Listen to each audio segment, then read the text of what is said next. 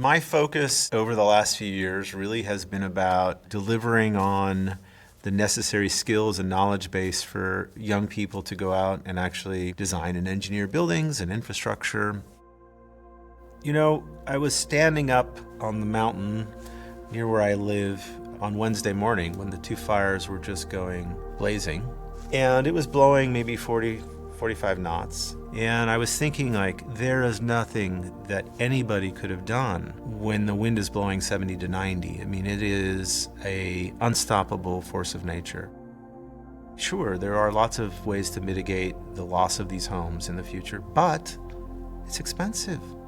Why aren't all of our buildings concrete? One of my students asked me. You know, there's a few reasons. One is concrete's more expensive than stick-built wood. Another is you have to remember a lot of our housing has been around since the 50s, if not older. And the cost of changing things and rebuilding things is something that a lot of people just can't do. Why do we have flammable roofs? Again, cost, right? Not everybody is going to have a fireproof roof, a tile roof as opposed to an asphalt roof. And we can't paint all of our houses with an intumescent paint, which exists in this building for fire reasons, because it's really expensive.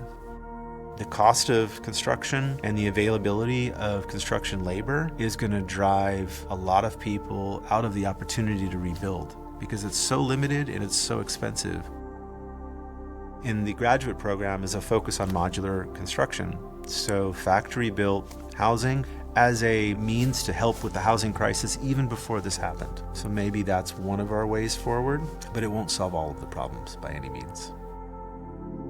It's really important that we define terms, and there's a lot of hype around the terminology of a digital twin. A digital twin is the implementation of this concept where you have a physical asset. It could be a city, it could be a home, it can be a NASA spaceship, and that physical asset is linked to a digital version of it, and there's a feedback loop of data. So the digital can simulate and test and then affect the physical. The physical can send to the digital the actual real-time sensing and data.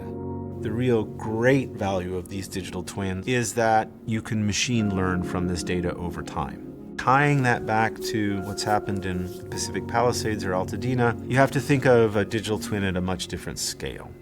I'm sure countries like Singapore, which is a small enough country, that they have a pseudo-digital twin of their entire country where they can actually look at all of the rainfall, all of the wind, all of the pollution, all of the population movements, all of the transportation movement. We don't have that here, but if we did, maybe we could have done something different. Maybe we could have pre-evacuated, maybe we could have pre-stationed. But for sure, these digital twins at different scales will enable things like predictive maintenance or things like predictive evacuations. That I do see as a potential.